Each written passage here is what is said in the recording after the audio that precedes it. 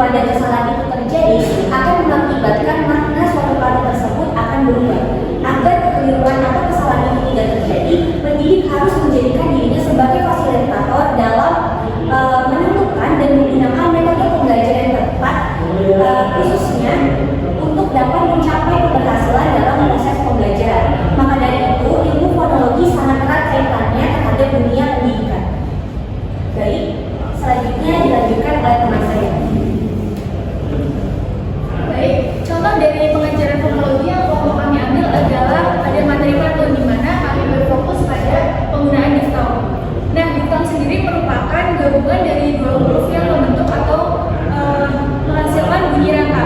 Di dalam bahasa Indonesia, diftong dilambangkan dengan ai, au, ei, dan oi. Nah, sudah terdapat contoh dari masing-masing kelompok diftong, yaitu pada ai terdapat kata balai, au terdapat kata kacau, ei terdapat kata survei, dan oi terdapat kata konvoy. Namun dalam kehidupan sehari-hari biasanya siswa salah melafalkannya, melafalkan kata-kata ini dengan yaitu pada kata balai biasanya dilafalkan balai, pada kata kacau dilafalkan kacau, survei dilafalkan survei, dan konvoy biasanya dilafalkan konvoy. Padahal seharusnya kita melafalkan beberapa kata ini sesuai dengan penulisannya, yaitu balai, kacau, survei, dan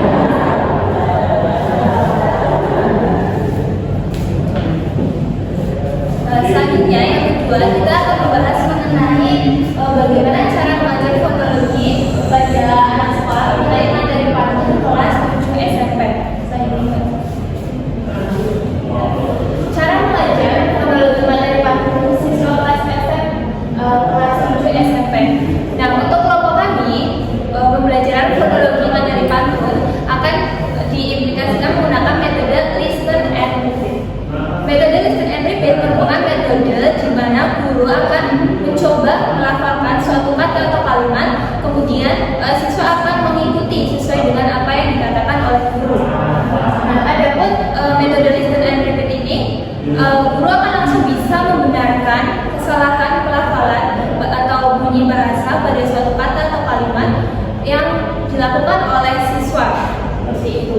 Kemudian dengan adanya metode listen and repeat ini, guru itu bisa mengeksplor sebuah kesalahan pelafalan atau bunyi bahasa yang dilakukan siswa yang difokuskan melalui diftong, melalui bernyanyi pantun, dan siswa nanti akan mengikutinya. Nah, untuk pembelajaran pantun menggunakan metode listen and repeat itu sama seperti pembelajaran pada umumnya.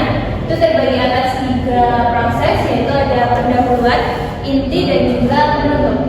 Untuk pendahuluan, guru maksud saya membuka pembelajaran, memberikan salam, kemudian mepresentasi siswa, berdoa, dan juga bisa dilanjutkan dengan apresiasi.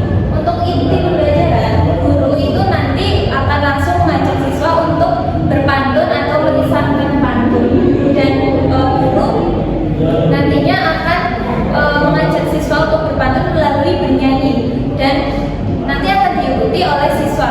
Nah, setelah siswa mengikuti proses atau metode listen and repeat ini, nanti guru akan mencoba mengoreksi apabila ada kesalahan dari siswa. Nah, kesalahan ini nanti akan menjadi bahan koreksi dari guru.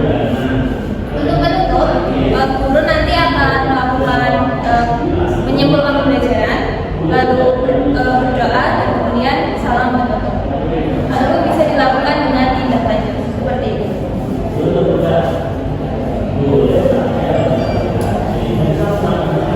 Untuk teman-teman yang lain, langsung menjadi siswa ya.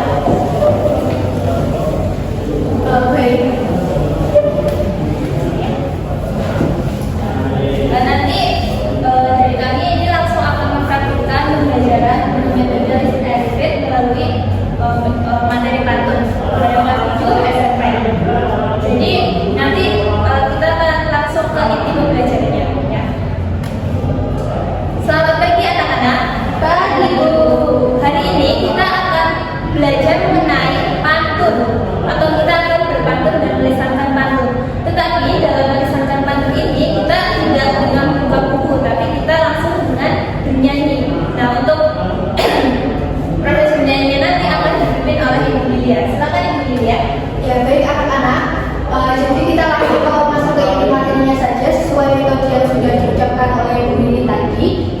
menggunakan metode listen and repeat. Jadi anak-anak bisa menirukan apa yang saya katakan.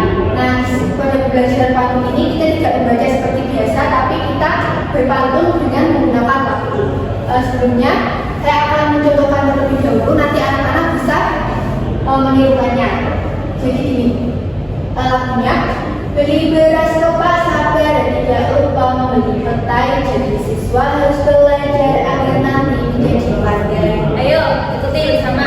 1, 2, 3. Beli beras kepas sabar, tidak lupa membeli petai. Jadi siswa harus belajar agar nanti menjadi pandai. Nah, di sini ada kata yang terdapat di stok atau kepala ganda, yaitu ada kata pentai dan kata pandai. Tadi anak-anak mengucapkannya dengan kata apa?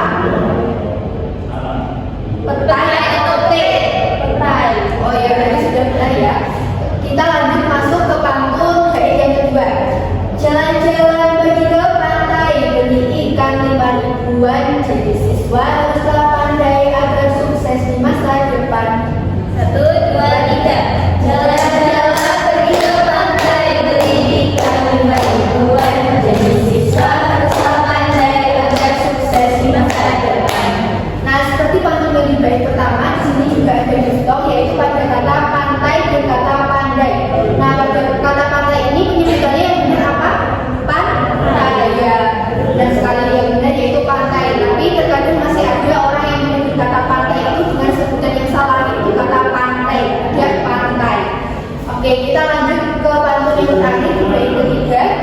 Pagi-pagi ke alun-alun, ke parkiran ngambil nomor, belajarlah dengan tekun agar nanti jadi contoh. Pagi-pagi